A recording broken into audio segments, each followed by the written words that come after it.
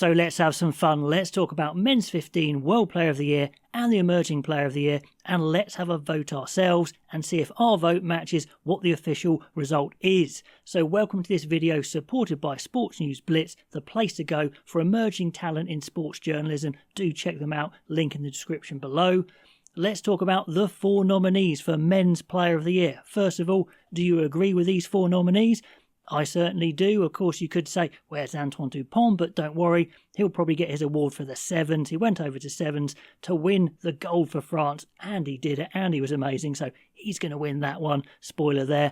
So these 15 players are left in. And it makes sense. We're not in a World Cup year. We're not in a British and Irish Lions year. So you've got your normal competitions, the Six Nations, the Rugby Championship, and all these players are from winners of those championships. So that makes sense. One from Ireland, it is new captain Caelan Doris, and now the Lions captain as well. Now, the thing about Caelan Doris is there's just literally nothing wrong with his game. He's good in every area. Maybe he's not absolutely the quickest, the biggest, the strongest, but he's always in the right place. He makes very low mistakes. I like his leadership, and he's the sort of team guy you want. He's going to be your 7, 8 out of 10 every single time. He's in his prime age-wise, so you could go for him as a man in the moment, but talking about the other 3, though, they're in their 30s, and normally you'd be expecting them to slow down a bit as an England fan. Now, I've noticed Maro Itoje is still a class player, but he's definitely slowed down a bit. But Eben Etzebeth, Cheslin Kolbe and Pieter-Steph du Toit, they honestly look as quick and agile as ever, because that's the thing to go as you age. And it's not just saying that, they generally do look as physical, as athletic as they ever were. Plus, they've got all that experience as well, all that big match composure. And they're just world-class players. Simple as that. All 4 of them are world-class players. Eben Etzebeth now the leading Springbok cap holder, and he's still as good as ever. In these autumn nations, he's steaming onto the ball. He's charging down kicks. He's doing all the normal physical stuff, but he's just looking class on top of his game. Eben Etzebeth, is he the man for me to win this award? Well, yes, he is. Simple as that. Cheslin Kolbe is still unbelievable. Steps around players in the phone booth. Pieter-Steph du Toit works a bit wider out normally. Amazing in the line-out as well. Has been used more in the second row. And I think he's a year or 2 younger than Eben Etzebeth. So we might see Pieter-Steph du Toit move into the second row a little bit more as they get younger back rowers in. I don't know. But he could definitely win it. Kolbe could win it. But I think because Etzebeth is involved so much, he's always on the ball. He's always there. I think you go with Eben Etzebeth. He has been absolutely phenomenal into his 30s and still an absolute worldie. So he's the man for me, but go in the link description below. I've got a vote there and vote for who you think should win Men's 15 Player of the Year. Then on to the Men's 15 Breakthrough Player of the Year, which is really interesting. We've got Sasha Feinberg Mugomezulu.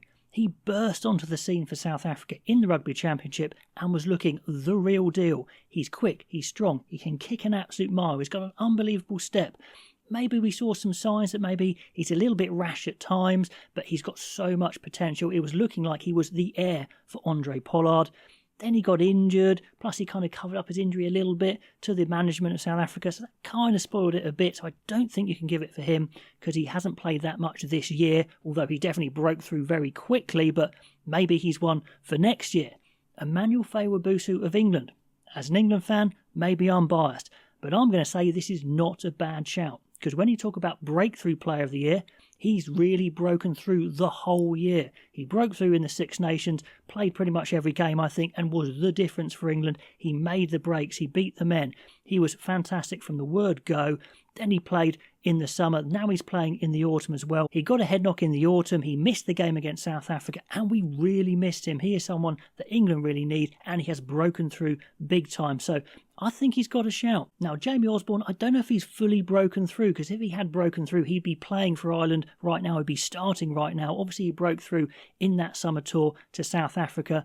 A bit of a left field shout at fullback, and he was fantastic, absolutely fantastic. He'll play 12 and 13 as well. He's going to be a massive player for Ireland, especially as those older centres start cycling through. He is going to be the man either at 15 or in the centre. But has he fully broken through? I'm not sure, actually, so I'm not going to give it to him, even though he's got loads of talent. Then Wallace Satiti of New Zealand.